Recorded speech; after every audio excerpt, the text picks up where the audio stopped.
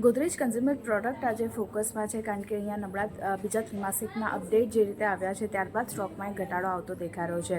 Q2 update મુજબ volume ગ્રોથની જો વાત કરી લઈએ તો 5%થી ઓછો રહેવાની અપેક્ષા બનતી દેખાય છે. જોકે કંપનીનું કહેવું છે કે લાંબા ગાળે GSTમાં જે સુધારા થયા છે એનાથી વોલ્યુમ ગ્રોથ આગળ જતાં સુધરતો જોવા મળશે. પણ જૂની ઇન્વેન્ટરી જે છે તે અત્યારે સાફ કરવાના કારણે કેટલીક ટૂંકા ગાળાની ચિંતાઓ જે છે તે ત્યાંથી જોવા મળતી દેખાઈ શકે છે. સાથે જ આવક ગ્રોથ મધ્યમ સિંગલ ડિજિટમાં રહેવાની અપેક્ષા બનતી દેખાઈ રહી છે. અંડરલાઇન વોલ્યુમ ગ્રોથ જે છે તે લો સિંગલ ડિજિટમાં રહેતો જોવા મળી શકે છે. પર્સનલ કેર ગ્રોથમાં પણ એક ઘટાડો જે છે તે અપેક્ષિત અહીંયાથી બનતો દેખાઈ રહ્યો છે. અને ઇન્ડોનેશિયા બિઝનેસની જો વાત કરી લઈએ તો અહીંયા ભાવનું દબાણ ખાસ કરીને જોવા મળતું દેખાઈ શકે છે, જ્યારે લો સિંગલ ડિજિટ વોલ્યુમ ગ્રોથ રહેતો દેખાઈ શકે છે.